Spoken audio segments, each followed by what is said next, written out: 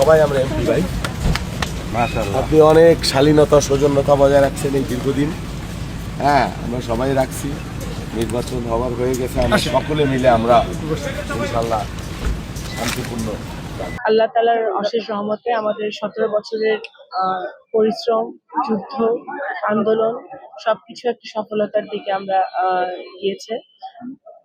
এই নির্বাচনটি ছিল জনগণের নির্বাচন, নগরকান্দা সালতার আপামর জনতার নির্বাচন। জনগণের রায় প্রতিফলন ঘটেছে, জনগণের ইচ্ছার প্রতিফলন ঘটেছে। আমি আশা করব যে আমাদের নগরকান্দা সালতার আপামর জনতা তারা শান্তি বজায় রাখবে, দলমত নির্বিশেষে, ধর্মবর্ণ নির্বিশেষে ঐক্যবদ্ধ থাকবে এবং ভ্রাতৃত্বের যে বন্ধন আমাদের নগরকান্দা সালতার আপামর জনতার মাঝে আছে সেটা বিরাজ করবে। স্ট্রবেরি সুপার ডটেড ও ক্লাসিক ভ্যারিয়েন্ট সেন্সেশন জাগুক শিহরণ। এটা খুবই গুরুত্বপূর্ণ যে আমি এটা আমার নগরকান্দা সালতাবাসী প্রত্যেককে, এটা নারী পুরুষ নির্বিশেষে সকলকে আমি এটা অবগত করি যে আমাদের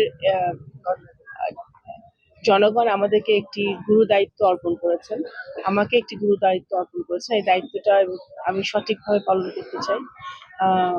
আমি এই দায়িত্ব এবং কর্তব্য পালন করতে গেলে আমার সবার সহযোগিতা লাগবে। আমরা দলমত নির্বিশেষে যাতে ঐক্যবদ্ধভাবে কাজ করতে পারি নগরকান্দা সালতায়, এবং নগরকান্দা সালতায় যেন কোনো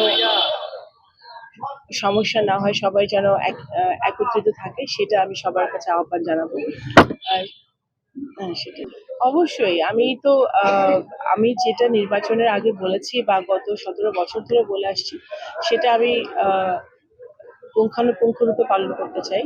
আমি আমার প্রত্যেকটি পরিকল্পনা বাস্তবায়ন করতে চাই। আমার নগরকান্দা সালতা উন্নয়নের জন্য আমার যে পরিকল্পনা সেটা আমি বাস্তবায়ন করতে চাই। আমি যে ইশতেহার দিয়েছি নগরকান্দা সালতার জন্য, এটা আমি বাস্তবায়ন করতে চাই। সর্বোপরি আমি চাই যে আমাদের নগরকান্দা সালতা আপামর জনতা তারা সঠিক পথে থাকবে, দুর্নীতিমুক্ত থাকবে এবং জনগণের পাশে থাকবে। সেটা করার জন্য যা যা আমার পক্ষে করণীয় সেটা আমি করব। স্ট্রবেরি সুপার ডটেড ও ক্লাসিক ভ্যারিয়েন্ট সেন্সেশন জাগুক শিহরণ। আমার বক্তব্য পরিষ্কার, ব্যক্তিগতভাবে আগেও বলছি যে আমরা যারা নির্বাচন করছি সবাই ভালো মানুষ। সরার ভাই তো অসাধারণ, আলহামদুলিল্লাহ। ওনার প্রতি আমার কৃতজ্ঞতা। উনি ওনার প্রচারণার সময় কখনো কোনো আক্রমণাত্মক কোনো কিছু আমি খাইনি ওনার কাছ থেকে, এবং আমাদের নেতাকর্মীদের মধ্যে এরকম কোনো পরিবেশ কখনো ঘটে নাই, এবং শান্তিপূর্ণভাবে সুন্দরভাবে এত বড় একটা নির্বাচন, এত বড় এলাকা আমরা কোনো রকম সংঘাত সহিংসতার সাথে করতে পারলাম। এটা তো আল্লাহর কাছে মানে শুকরিয়া, তাই না? তো যাই হোক, নির্বাচনের তো জয় পরাজয় এটা অংশ। আমার বক্তব্য যে আমরা এখন থেকে আবার সবাই সুন্দরভাবে মিলেমিশে সুন্দরভাবে, সরার ভাই আছে, উনি বয়সেও আমার বড়, আমি ওনার পরামর্শ নিয়ে এই একসাথে আমরা চলবো।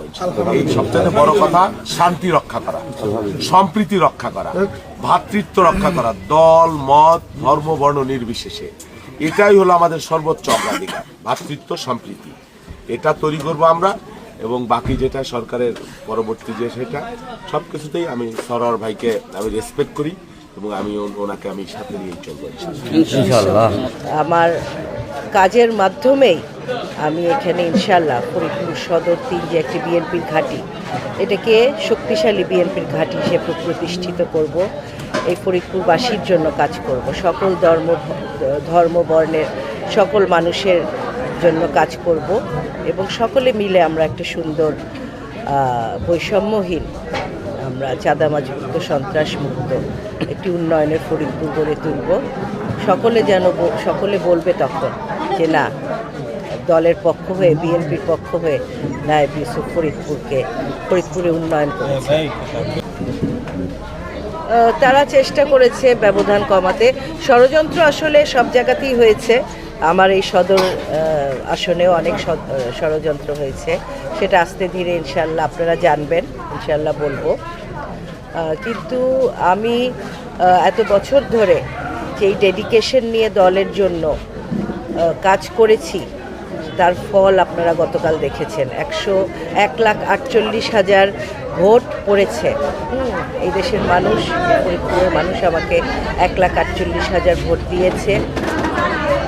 এটার ফল ইনশাল্লাহ এটা যে দিয়েছে তারা এটা আমি তাদের জন্য কাজ করব। অবশ্যই নারীদের আমাদের দেশে নারী পুরুষ তো অনেক ভেদাভেদ। নারীরা গ্রামের বিশেষ করে নারীরা অনেক পিছিয়ে আছে। তাদের জন্য তাদেরকে স্বাবলম্বী করতে হবে, তাদেরকে সচেতন নাগরিক করতে হবে, তাদেরকে সজাগ করতে হবে। হ্যাঁ, সচেতন হতে হবে নারীদেরকে।